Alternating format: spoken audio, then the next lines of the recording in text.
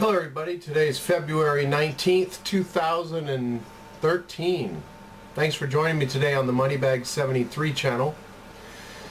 I have some information for you coming out of the South China Morning Post. It's an article about Venezuela. I recently reported on Argentina's price controls and Venezuela's devaluation, and I just wanted to give you an example of what happens with the price controls. See, these countries are out of control with their money printing to finance their debts and their obligations so that they don't default. And of course, that all falls on the citizens as a result, of the inflation. They get the higher prices, so they throw on the price controls, which don't work. They cause shortages. Basic supplies like sugar and cornmeal are in short supply in Venezuela. Hard to come by. So anyway, the inflation rate, the government inflation rate, is 22.18% in Venezuela, and Argentina says it's 10%, but independent agencies are claiming 25% there. And so we have this devaluation. I think I read they've had 7 devaluations since 1999. I know they just devaluated it in 2010 from like 2.5 bolivars to 4.3 bolivars, the currency there in Venezuela. So now it's just gone from 4.3. You got to come up with 6.3 bolivars to get $1 US. We only needed 4.3 before. So, horrible situation. On the black market, I was reading that it's 20 bolivars to $1 US. Because what they've done, the government has cut back on the US dollars that you can exchange. At the official exchange, you can't trade in.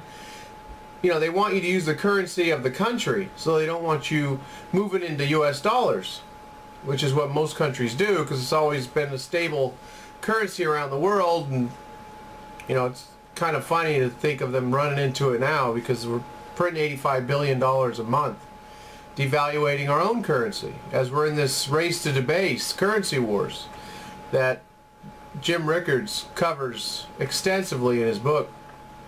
So here we are in Venezuela, or maybe the only country in the world, well, I guarantee it's the only country in the world, where a used car costs more than a new one. And the reason you have this is because the new cars, they have price controls, so they're not, the dealerships are afraid to raise the price too much, because the government will call them a speculator and a price gouger. And that's what this is all about, because the government says, well, it's all about price gouging. And the greedy merchants. I heard Chavez himself talking about the greedy merchants and how they're raising up the prices, and got to put a cap on this. So a brand new car, let's just say it's $40,000. A 2012 is going for $51,600, because you can't even get a 2013. They don't have enough coming in on the ships, because they don't even have enough US dollars to buy them with. So, incredible situation where a used car costs more. And a used car, oh, I'm sorry, wait, that was February 8th. Prior to February 8th, it was $51,000 for a used car. $75,000 US dollars now, after the 32% devaluation that they had. So you're going to pay $75,000 US dollars for a 2012 Ford SUV, it says in this article. So, this is what we get to look forward to, probably not for quite some time in the US, but this is where all countries are heading. All countries around the world are printing money. The ECB is printing more than we are, or they were. I don't know. We kicked it up a notch. We're almost printing $100 billion a month now. But let me just show you why, exactly what's going on here. It has nothing. Doesn't have to do anything with speculators, price gougers, all that. They have to raise the price in order to make a profit. So what's going on here is, this is the M3 for Venezuela.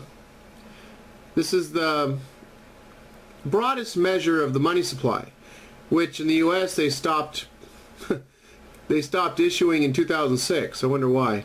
But anyway, it's guys like John Williams are still coming up with the M3. But you can still use M1, M2, you know, checking accounts and cash on hand and stuff to figure out the money supply. But this is the M3 in Venezuela. You see in the beginning of 2011, it was 300,000. I don't know, this may have some other zeros.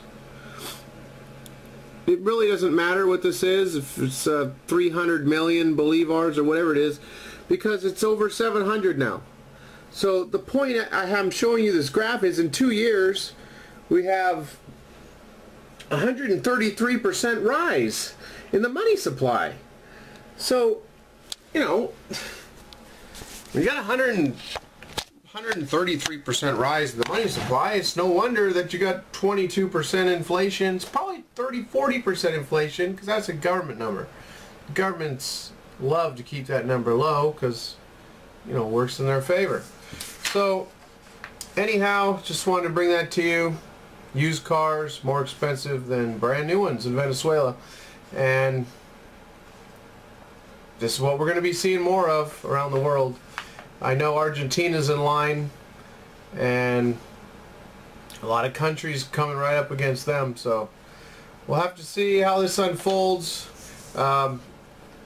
It's going to have more devaluations, more price controls, until we get an ultimate collapse. I know Argentina's about ready to collapse their currency again. That, in case you didn't get this out of any of my previous videos, the president of the central bank there in Argentina, Mercedes del Pont, doesn't believe that doubling the money supply, or increasing it by, I think, 20-30% she wanted to do a year or two ago, doesn't have anything to do with inflation, she says. Those are other factors that have to do with inflation. So creating more money doesn't have anything to do with inflation. That is inflation. The rising price is a result of that. So I haven't figured out yet if these people are just lying through their teeth. They don't, or come on, I mean, she was probably spent $500,000 on her education, and to learn that, you know, creating more,